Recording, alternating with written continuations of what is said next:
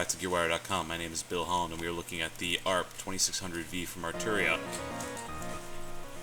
This is a model of the ARP 2600, classic synthesizer from the 70s.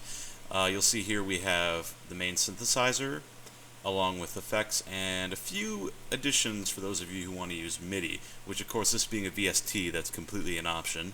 We have a built-in sequencer and then the keyboard.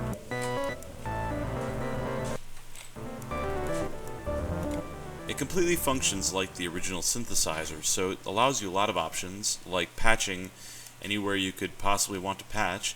The nice thing is, though, they've been very kind to actually highlight the CV controls you can actually patch into. So I don't have to worry about whether or not I'm plugging into something I can't plug into. You'll notice you have your oscillators here, followed by filters, a master attack, decay, sustain, release tool, VCA control, your main mixer control, reverb. Hidden under this panel, you have chorus and delay.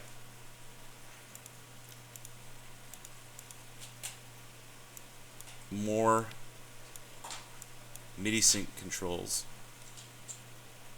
and frequency tracking. We also have our voltage processor, noise generator, and sample and hold. Now let's move on to the sequencer real quick. Sequencer is pretty simple to program. These are my 16 steps right here, and the way it's controlled is by semitones, so you don't have an actual note. It's more or less gauged on the actual semitones. So if I keep it at 0, it'll play the actual note I play. So if I play middle C, that second note will be middle C, because my semitone is set to 0. So let's set the first few notes here to 0, just so we can get a feel for how that works. Now what's happening right now is you have two sets of 8 running at the same time, so you have two different sequences running over each other. I'm going to set it over to 16 to 1, so I have all 16 steps running in one sequence.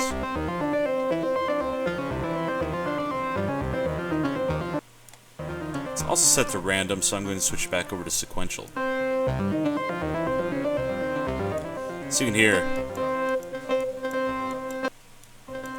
those first 4 steps are middle C.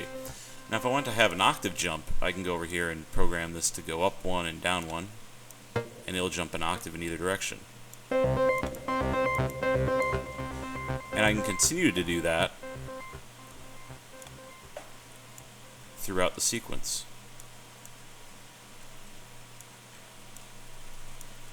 Okay, let's play that real quick.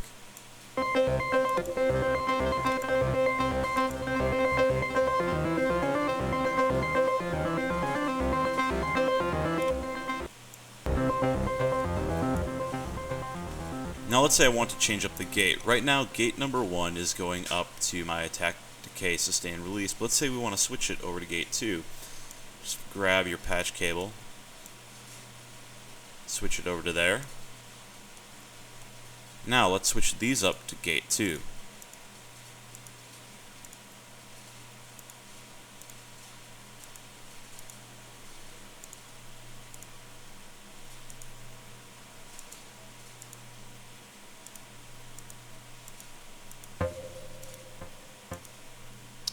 And play it back.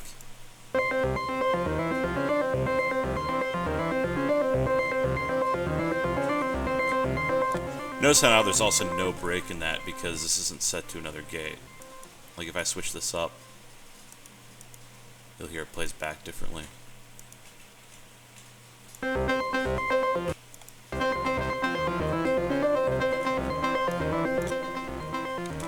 So gate bus 2 is connected to the ADSR in this situation, and I can hit start stop here.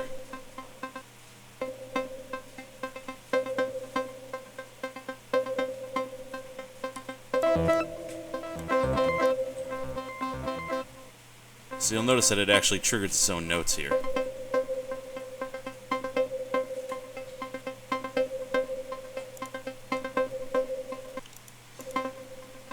You can also do step editing by using the step editor. If you look here,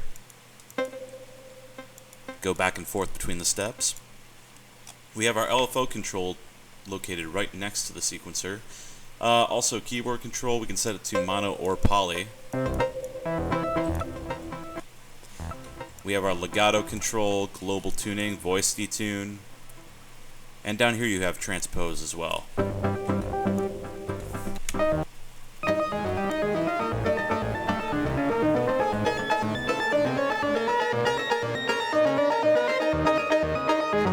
of the patches in here from famous composers, for example Klaus Schulze, they have his basses, leads, pads, and sequences. So you can go in and select a lead and it'll be programmed after the ARP leads that he would have used back in the 70s.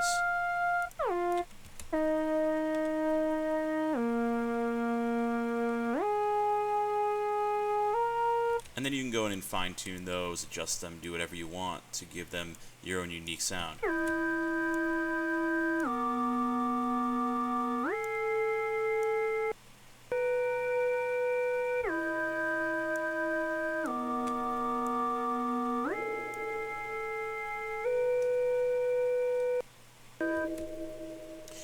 Well, that is the ARP 2600v from Arturia. For now, this is Gearwire.com, and my name is Bill Holland.